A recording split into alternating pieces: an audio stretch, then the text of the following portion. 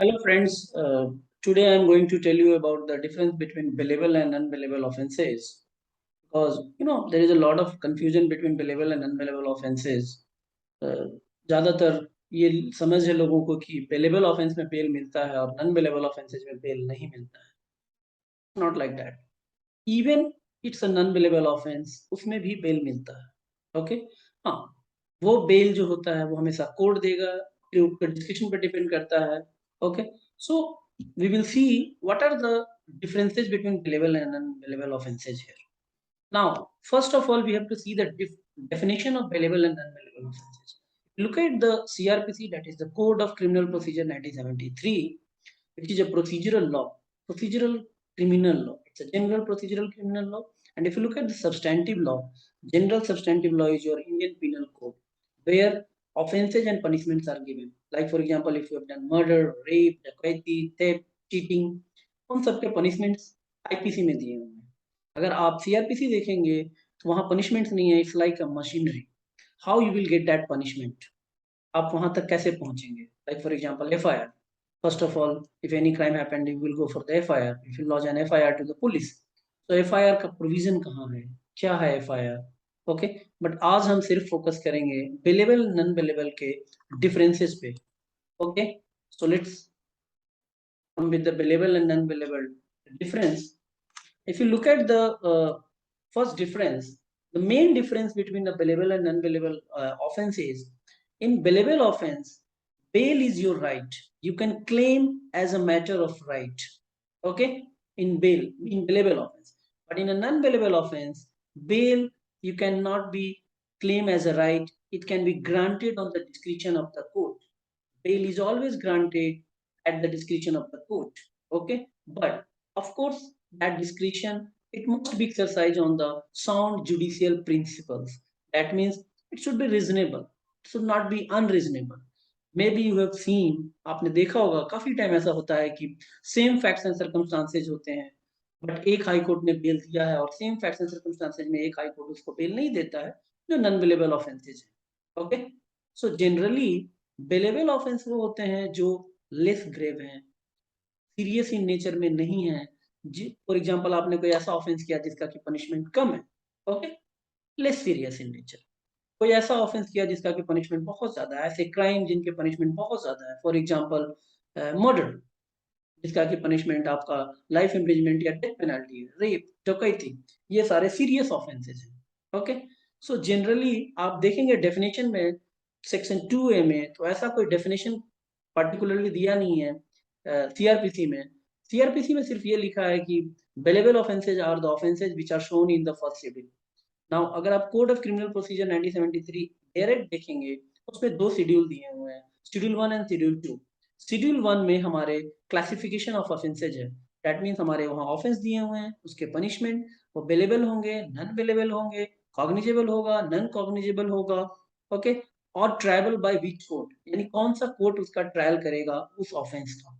Okay, different different हमारे पास criminal courts हैं.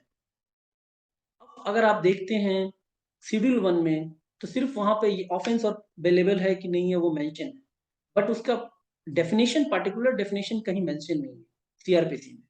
Okay, तो इफ यू लुक एट, अगर हम उसको बाइफरकेट करें, जनरली अगर हम ज्यादा ऑफेंसेस को देखते हैं और उनके पनिशमेंट्स को देखेंगे, तो हम ये कह सकते हैं कि ऑफेंसेज जिनकी की पनिशमेंट 3 साल से कम है या सिर्फ फाइन हो. ओके, जैसे हम कहते हैं ना पिटी ऑफेंसेज, छोटे छोटे ऑफेंस जिनका की पनिशमेंट कम है, वो सारे के सारे बिलेबल होते हैं. ओके, और वैसे ऑफेंसेज जिनका की पनिशमेंट 3 साल से ज्यादा हो, ओके, वो सारे के सारे नॉन बिलेबल ऑफेंस हो सकते हैं. उसमें एक दो एक्सेप्शन हो सकते हैं जो कि ऑलरेडी आईपीसी में भी है. बेलेबल ऑफेंस में एक और मेजर डिफरेंस है कि आप बेलेबल ऑफेंस में देखेंगे, क्योंकि ये आपका राइट बनता है, तो जनरली पुलिस भी इसमें बेल दे देती है. Okay, you can get your bail from the police station, from the police officer also. Okay, police officer is also empowered to grant bell.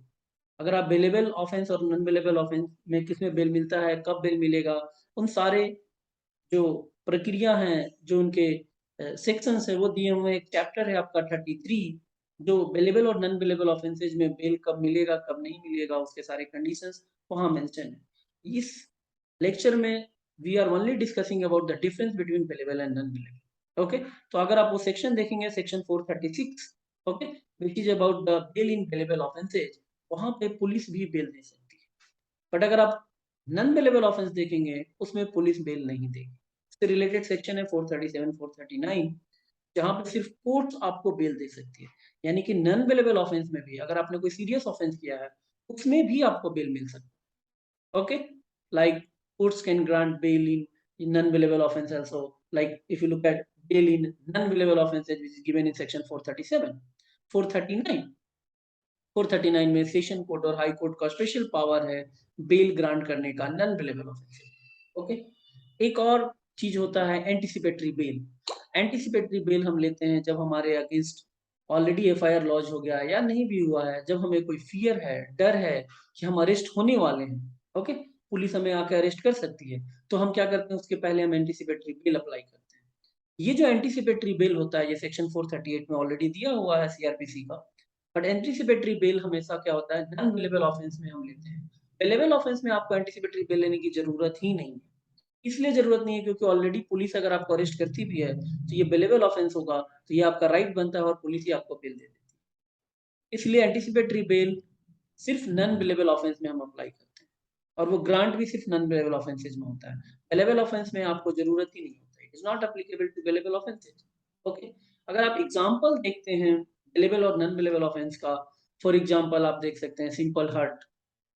Okay, if you are going to commit suicide, wrongful restraint, confinement, wrongful confinement, ये सारे billable offence हैं, क्योंकि इनकी punishments अगर आप देखेंगे तो 3 साल से कम है, 1 साल, 2 साल या फाइन या 3 साल से कम होगा। इसी के दौरान अगर आप नॉन बिलेबल ऑफेंस का एग्जांपल लेते हैं, जैसे murder, rape, cheating, theft, dowry death, इन सब के जो पनिशमेंट हैं, वो मोस्टली आप देखेंगे 3 साल या 3 साल से ज्यादा होते हैं। आप ऐसे भी ले सकते हैं कि जो कॉग्निजेबल ऑफेंसेज होते हैं, वो सारे के सारे मोस्टली नॉन बिलेबल होते हैं, और जो नॉन कॉग्निजेबल ऑफेंसेज हैं, वो mostly billable offences. Okay, so I think now I have made very clear the difference between billable and non-billable offenses. Okay, my next video will come with the difference between cognizable and non-cognizable. Okay, then there are other differences between the like charge, FIR and complaint. Lots of confusion between FIR and complaint. FIR कब file होता है और complaint कब हम file करते हैं, ये हमारे आगे के वीडियोस में आएंगे। Kindly subscribe and like my videos. Thank you.